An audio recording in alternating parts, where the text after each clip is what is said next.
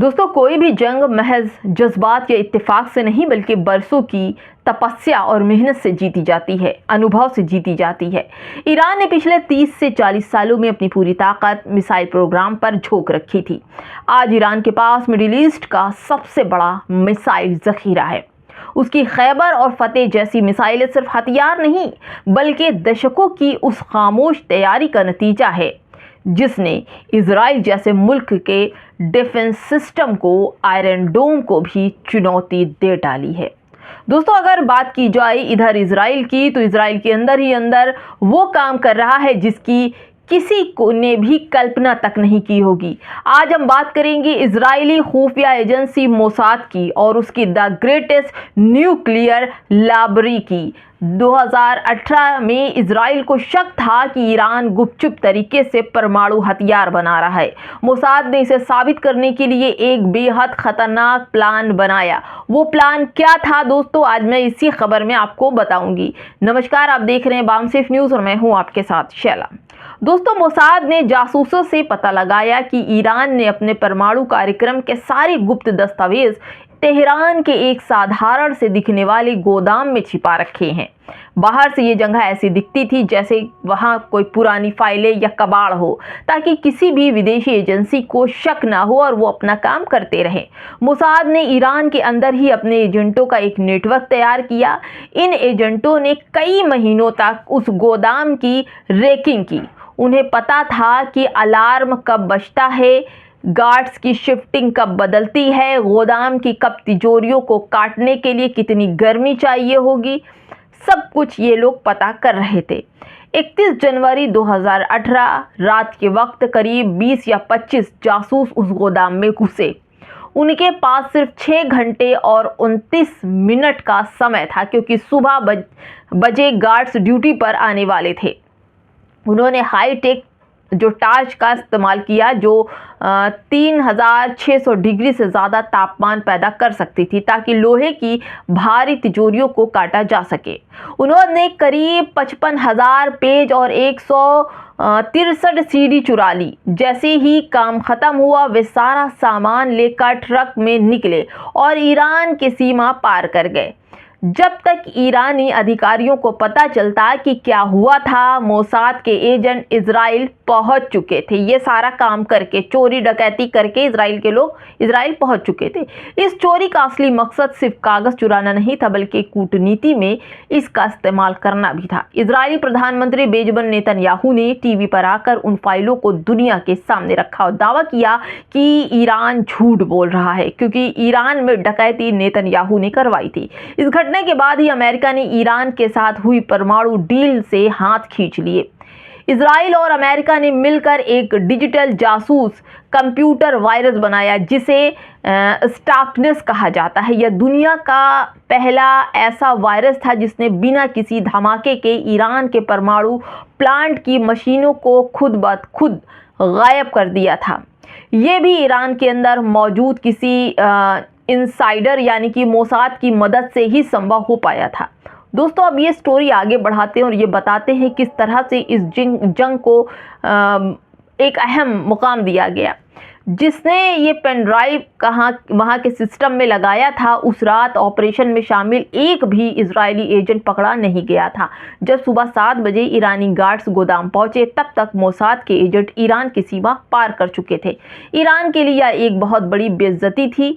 उन्होंने इसे कवर करने के लिए और जासूसों को पकड़ने के लिए कई कदम उठाए, लेकिन इजराइल ने बड़ी ही खूबसूरती से इस काम को अंजाम दिया।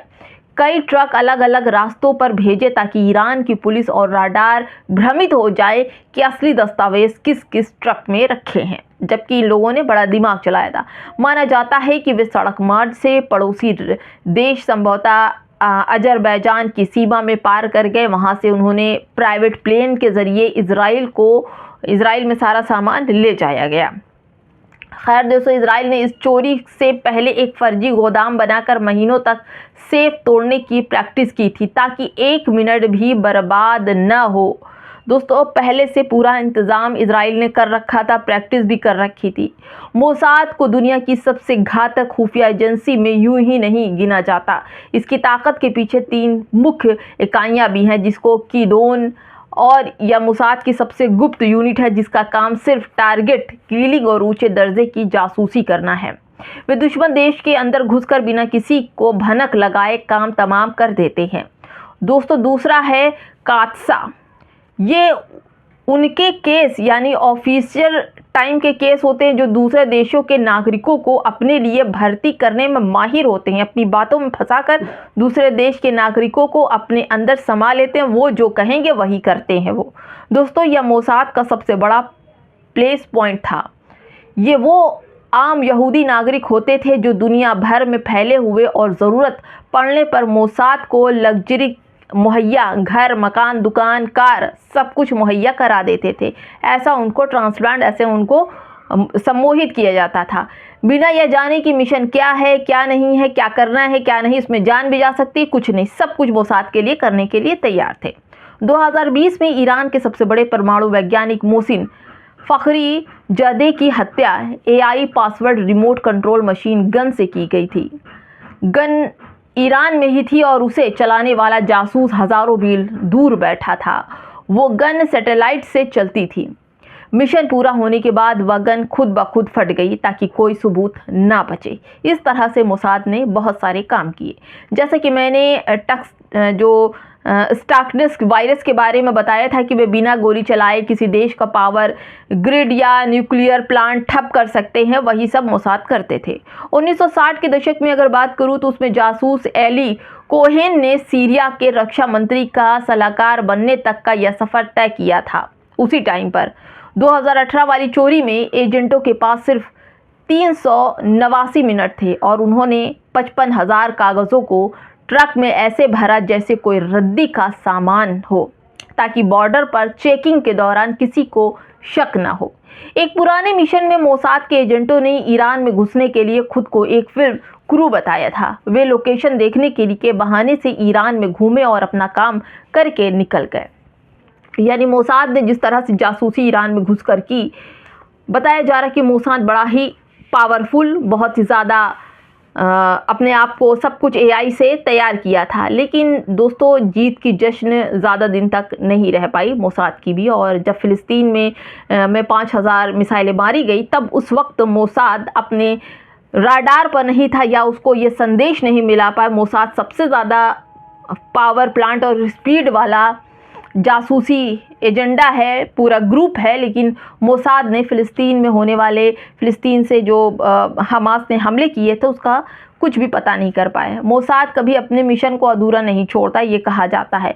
लेकिन ईरान ने मोसाद की हर एक धज्जियाँ उड़ा कर रख दी इस लड़ाई में कि मोसाद भी नहीं बता पाया कि ईरान कौन सी मिसाइल किस जगह डालेगा। तेल अवीव का बुरा हाल किया, इज़राइल के ऐसे ठिकानों पर हमले किए कि इज़राइल तिलमिला गया। वही बात अगर अमेरिका की बात की जाए तो ईरान ने मिडिल ईस्ट के तमाम उन जगहों पर हमले किए जहां पर मोसाद की बहुत मजबूत पकड़ थी। लेकिन मोसाद को नेस नाबूद करते हुए ईरान ने अपना झंडा आगे बढ़ा दिया। अब दोस्तों, मोसाद भी इस पूरी प्रक्रिया में मजबूती नहीं दिखा पाया। जो ईरान में घुसकर कागज़ चोरी करता था, डकैती करता था, ट्रक से सामान लाद कर ले जाता था, लेकिन ईरान की मिसाइलें ने मोसाद के तमाम जगहों पर मिसाइलें मार के उसे तहस नहस कर दिया। अब आप बताइए, मोसाद पावरफुल है या ईरान पावरफुल है? कमेंट में हमें ज़रूर बताइएगा। नमस्कार।